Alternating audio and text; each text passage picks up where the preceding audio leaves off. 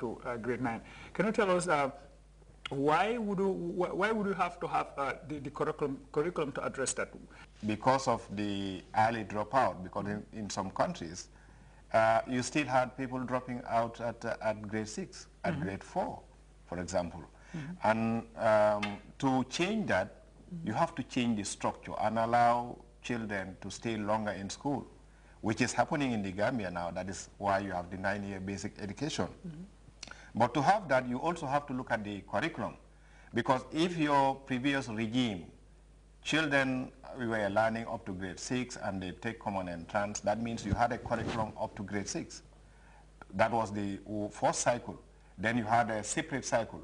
But now how do you integrate those two cycles? Now that you have a 9-year basic education, you have to have a curriculum that integrates all these cycles. And the skills, knowledge, attitudes that are to be learned at this level has to be a comprehensive one.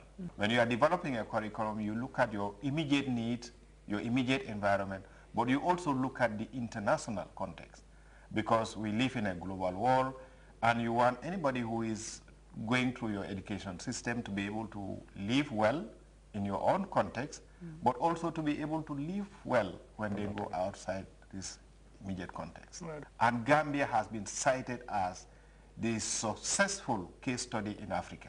Okay. I have just come back recently from Tanzania to share the Gambia's experience, and it is so, you know, exciting. And UNESCO has found it so important to sell Gambia's case study. They even sponsored 2 candidates from the Gambia to go and do a diploma program. Madam Dow, coming into place of this curriculum, is it in any way going to impact on the way Gambia College operates, or doesn't it have any impact on the operation of Gambia College? Previously, there was no curriculum framework, so we were just using the curriculum that existed as the syllabi that were available. But today we have a curriculum framework, and in the curriculum framework there are specific areas, specific things that needs to be done. So as a teacher training institution, then we need to be able to look at what is in the curriculum framework and train our teachers according to what the country needs. That's according to the curriculum framework. Okay. And about, how do you call it, teaching methodologies. I think previously there was the use of the chalk and board method. But today we are talking about different types of methodologies, using different methods, involving the children in their own learning. And I think that is in the curriculum framework, and Gambia College has been doing that. But because it has been emphasized in the curriculum framework, I think Gambia College would have to work harder to make sure that all teachers who are trained from Gambia College would be able to use these methodologies and be able to involve children in their in learning, and for children to take control of their own learning. Okay, right. I think the catchword here, Mr. Fatajo, is a kind of quality. How do we intend to go about the implementation of the contents of the curriculum? Thank you. I think the curriculum framework has stipulated the implementation of the framework itself, because you need a step down.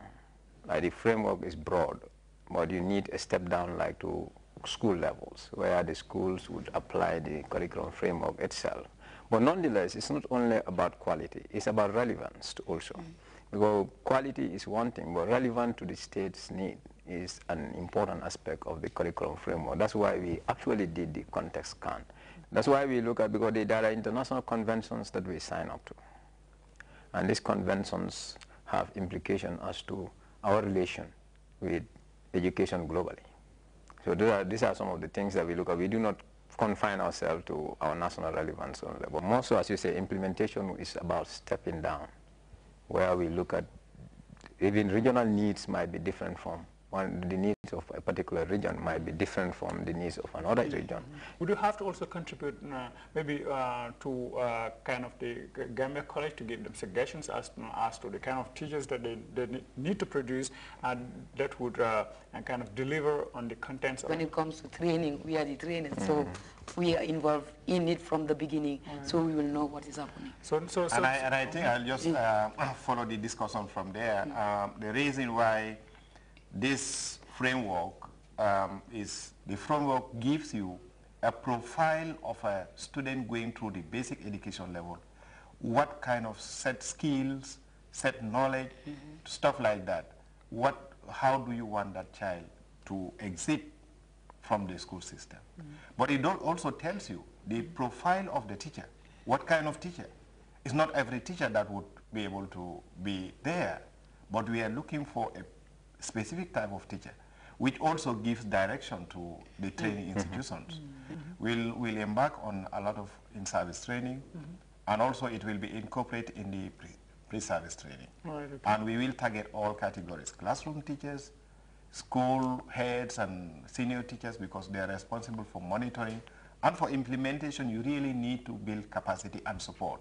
There is a way that you also need to be assessing if it is paying dividend. So, okay, have you catered for that, yes, like the evaluation and monitoring? I mean, actually, this document lives for us lifespan. Like every document that you have needs to be constantly monitored and reviewed. And of course, this document will be obviously part of the documents that will be monitored and reviewed and evaluated. So we will, after the capacity building, try to monitor how it is implemented and collect feedback on what works, what doesn't work. And like the document is broad enough to cater for people to localize it. Like different regions, different geographic regions have their different specific needs. Different schools have, at this very moment, are at different levels. Some of the resources, the equipment you ask for in the curriculum framework, some schools will be able to implement it right away. But some other schools have not got those.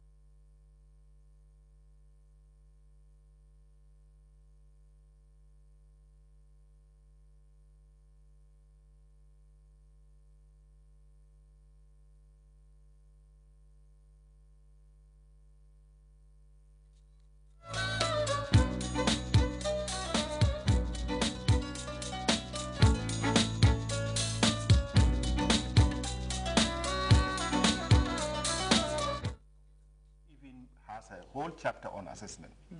People do not have to misconceive the purpose for assessment. Formative assessment, diagnostic assessment, summative assessment. But if assessment is only for selection and assessment is only for certification, then we are missing the other purposes of assessment, which is assessment that is integral as part of the teaching learning process. To improve the teaching learning process, you really need to collect feedback on the process. How are my students faring? This is part of assessment. So what we are emphasizing in this curriculum framework is school-based assessment, which will give all the stakeholders how we are doing. You also have, as part of the ministry's strategy, this NAT, National Assessment Test, which has been brought in when we phase out the common entrance, because that also gives policy and all stakeholders information on how our children are faring, because that will help to address problems. If students are tested at grade 3, for example, and at grade 5, and plans are on the way to even introduce that national assessment test at the upper level, so that at every level, both at the level of policy and at the level of school, we are getting feedback on the teaching learning process through assessment. Is it already in circulation? Very good question. As we speak, printing is on for this. We already received about 3,000 copies, and we are printing some additional number of copies. We have already locally trained one region so far, Region 4. All the teachers in Region 4, or a good percentage of the teachers in Region 4 have been trained. For parents, this is a document they need to have, because for parents who can help their children at home, you will know that this is the curriculum for basic education if your child is in basic education, and then you will be able to see what resources they need, what areas they need to have further support on, and it is a document for everybody. The moment we did a context scan, it gave us a baseline as to where we would assess our curriculum in the future. Like it is, I think it is becoming cultural now. Like after a period of implementing certain things, you have to assess